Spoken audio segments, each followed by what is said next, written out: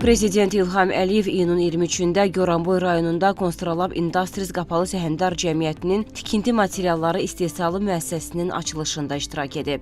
Goranboy rayonunun Qazanbulaq kəndində yaradılan müəssisə gips karton, astar və üzlü gips məhsulları istehsal edəcək. Müəssisədə il ərzində 10 milyon kvadrat metr gips karton lövhə, 150 min ton gips əsaslı quru qarışıqlar istehsal olunacaq. Müasir avadanlıqla təchiz olunan müəssisədə istehsal edilən məhsulların yerli bazarda satışı ilə yanaşı, bir neçə ölkəyə ixracı da nəzərdə tutulur.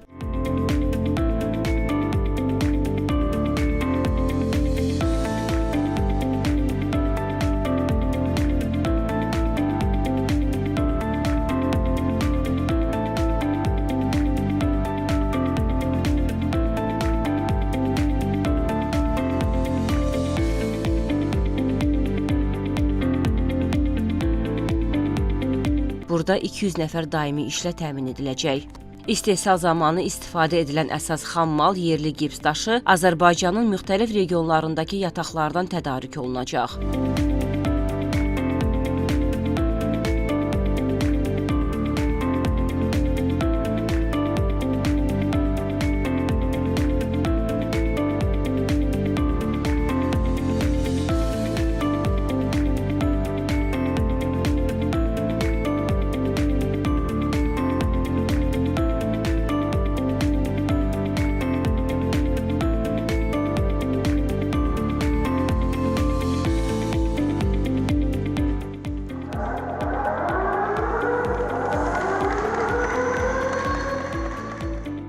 Növbəti mərhələdə kalsit və perlit istehsalı xətlərinin qurulması planlaşdırılır ki, bu da məhsulların maya dəyərinin aşağı düşməsinə səbəb olacaq. Bununla yanaşı, gələcək inkişaf strategiyası çərçivəsində müəssisə fəaliyyətini genişləndirərək metal profil istehsalının təşkilini hədəfləyir.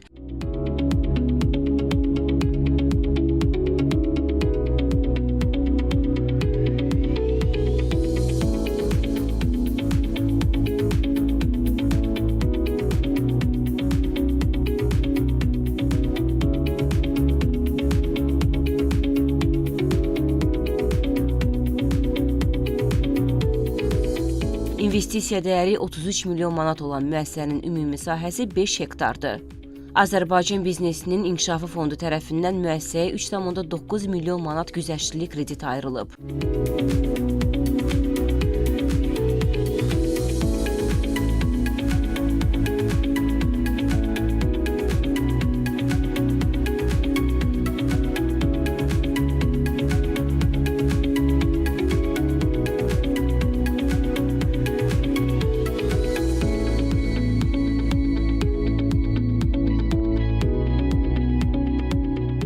İqtisadiyyat Nazirliyi tərəfindən verilmiş investisiya təşviqi sənədi hesabına müəssisə ithal etdiyi avadanlıqlara görə 900 min manat güzəşt əldə edib.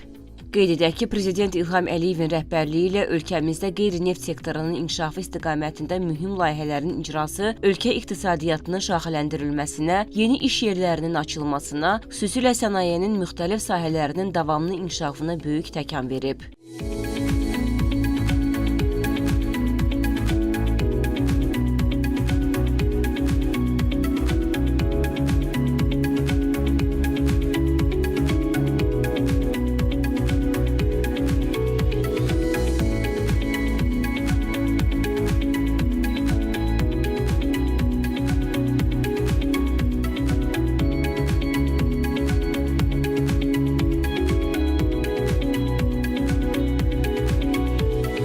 Sənayeləşmə siyasətinə uyğun olaraq ölkəmizdə müasir sənaye müəssisələri, yeni istehsal sahələri yaradılır. Daxili tələbatın ödənilməsində yerli məhsulların payı artır, ixrac imkanları genişlənir.